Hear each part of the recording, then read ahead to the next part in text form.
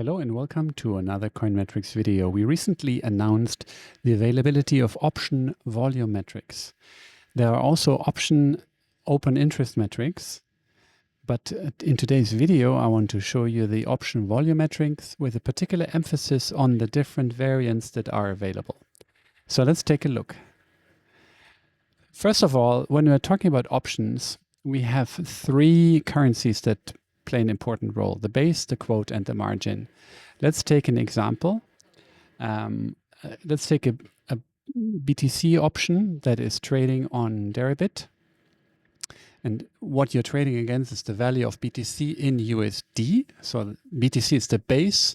The quote is going to be USD.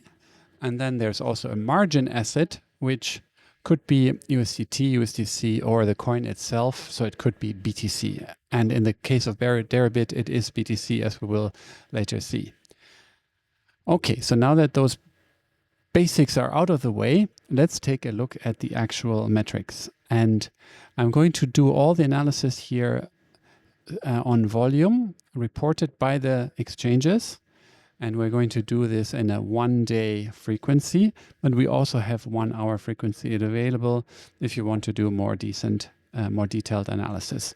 So let's start by just cataloging the availability of this particular metric across all assets to see which assets come up. And we see that Matic stopped being available in August of last year, but everything else is up to date.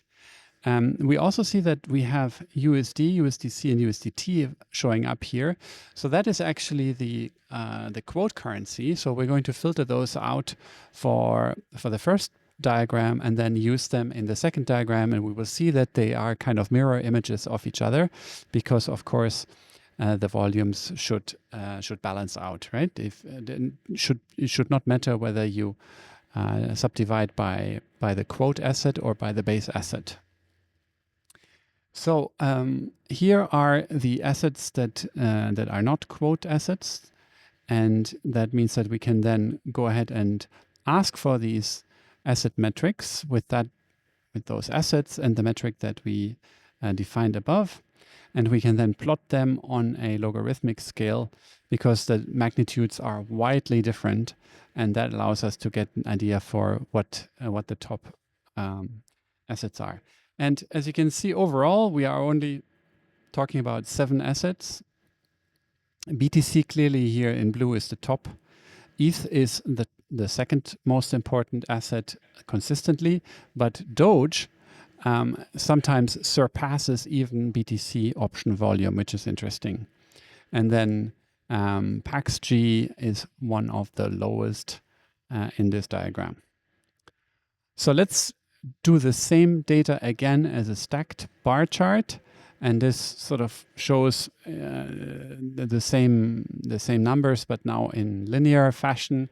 And so it's clearly dominated by BTC and ETH, but you can see that Doge is making an important contribution here. So if I switch it on and off, you see that a couple of days here, the data changes quite dramatically.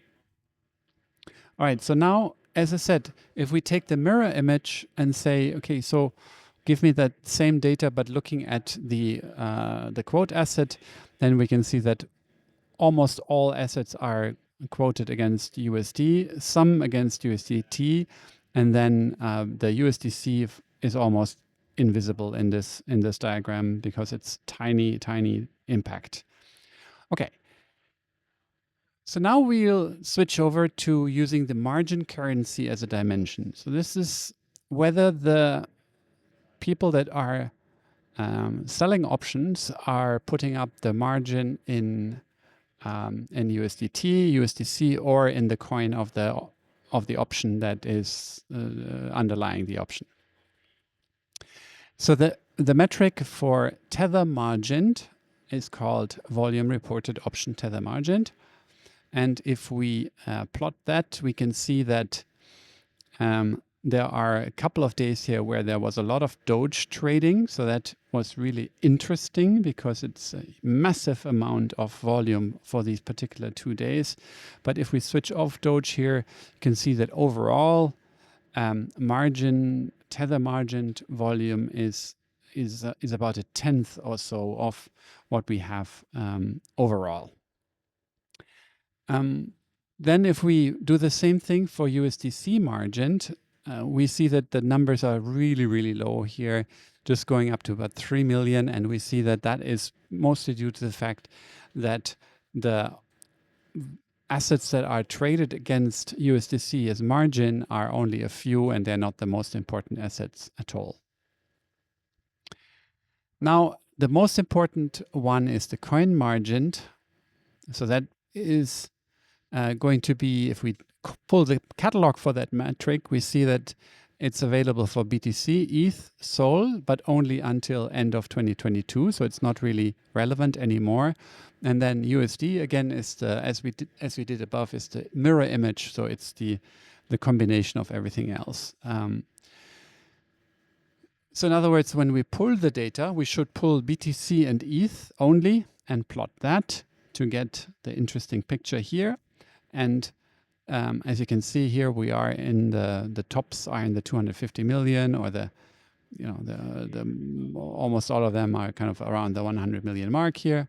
So those two assets are super important, and most of these options are margined against BTC or ETH.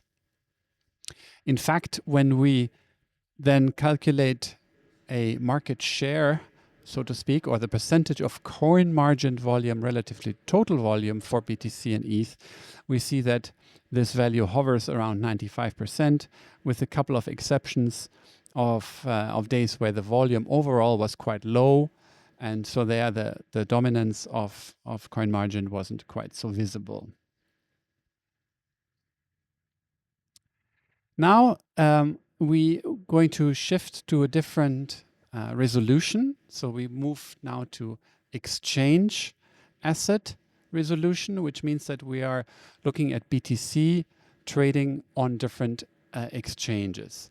And if we do that for the coin margin, which is the most important, as we discussed, then we can see that Deribit and OKX appear here, and then Deribit ETH and OKX ETH. And again, Solana is now obsolete, so that's not important.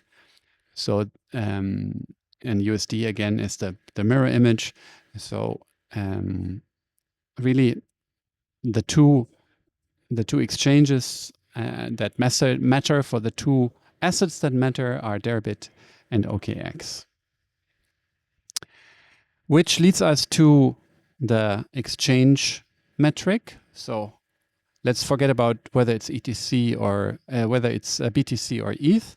Let's just look at overall market share for coin margin options to compare Deribit and OKX.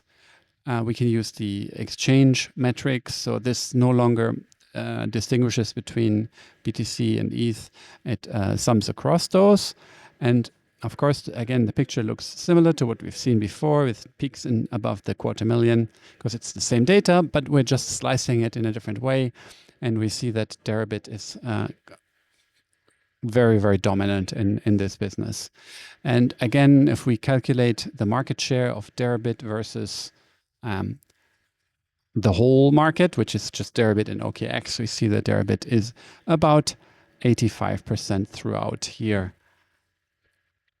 Finally, if we want to take a look again at the assets, but pairing them with the quote currency, then we can, and not looking at whether it's this or that exchange, we can use pairs. So we can use the aggregation across the pairs.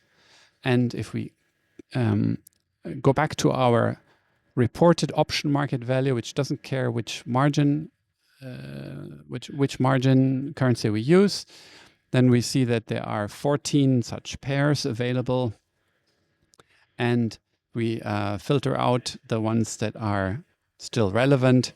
We get this picture, which again is similar to the pictures that we've seen above, but in this one, quite nicely, we see here our DOGE peaks peaking out here on the same days that we saw them above with the tether margin diagram. Right. The only bonus question that I want to discuss is, did we have strange future volumes for Doge on those days? And the short answer is no.